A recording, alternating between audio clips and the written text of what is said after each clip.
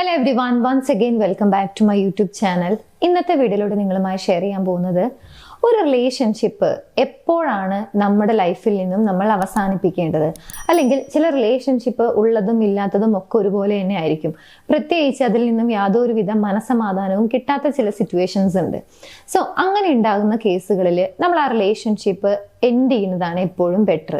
So ഒരു relationship നമുക്ക് ഏതൊക്കെ സിറ്റുവേഷനിലാണ് കംപ്ലീറ്റ് ആയിട്ട് അവരുമായിട്ടുള്ള കോണ്ടാക്ട് കട്ട് ഓഫ് ചെയ്യാൻ സാധിക്കുക എന്നുള്ളതിനെ കുറിച്ചാണ് ഇന്നത്തെ വീഡിയോ നോക്കാം. ഒന്നാമത്തെ സിറ്റുവേഷൻ, നിങ്ങളാണ് ആ വ്യക്തിയോട് എപ്പോഴും സംസാരിക്കാൻ ഇനീഷ്യേറ്റീവ് എടുക്കുന്നത്. അവരുടെ ഭാഗത്തുനിന്നും നിങ്ങളെക്കുറിച്ച് അന്വേഷിക്കാനോ നിങ്ങളെക്കുറിച്ച് അറിയാനോ ഉള്ള യാതൊരുവിധ താല്പര്യവും അവർ പ്രകടിപ്പിക്കുന്നില്ല. അതൊരു പക്ഷേ നിങ്ങൾക്കൊരു മെസ്സേജ് അയക്കുന്നില്ല, അല്ലെങ്കിൽ നിങ്ങളെ വിളിക്കുന്നില്ല, നിങ്ങളുടെ കാര്യങ്ങൾ അന്വേഷിക്കുന്നില്ല.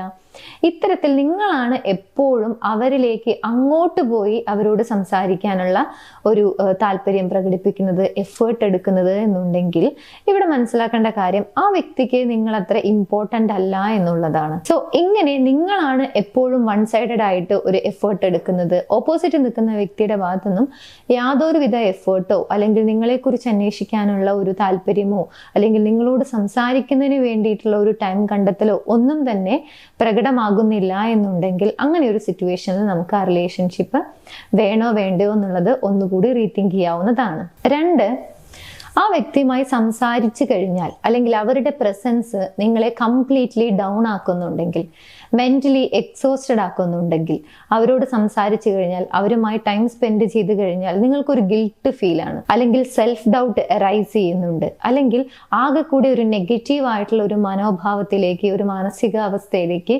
നിങ്ങൾ പതിയെ പോകുന്നുണ്ടെങ്കിൽ അത്തരത്തിലുള്ള ഒരു സിറ്റുവേഷനിലും ആ വ്യക്തിയുടെ പ്രസൻസ് നിങ്ങൾക്ക് വേണോ അല്ലെങ്കിൽ വേണ്ടയോ എന്നുള്ളത് റീതിങ്ക് ചെയ്യാവുന്നതാണ്. 3, ഗോസ്റ്റിംഗ് ചെയ്യുന്ന ആളുകളുണ്ട് ലൈഫിൽ. അങ്ങനെയുള്ള ആളുകളുമായിട്ടും റിലേഷൻഷിപ്പ് വേണോ വേണ്ടയോ എന്നുള്ളത് റീതിങ്ക് ചെയ്യാവുന്നതാണ്.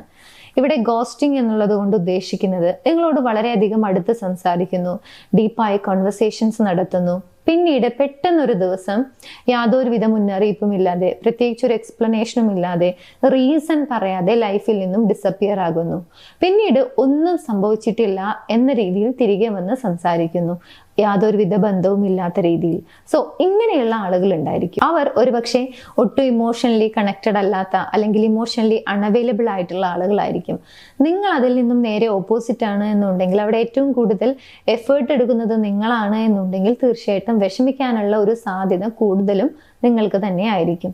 സോ ഇത്തരത്തിൽ ഗോസ്റ്റിംഗ് ചെയ്യുന്ന ആളുകളുമായിട്ടുള്ള റിലേഷൻഷിപ്പും വേണോ വേണ്ടയോ എന്നുള്ളത് നമുക്ക് ഒന്നുകൂടി റീതിങ്ക് ചെയ്യാവുന്നതാണ്. 4, നിങ്ങളെ വളരെ ഓപ്ഷനായി മാത്രം കാണുന്ന ആളുകൾ. അവരുടെ ലൈഫിൽ പ്രയോറിറ്റീസ് എല്ലാം ഡിഫറെൻ്റ് ആയിരിക്കും.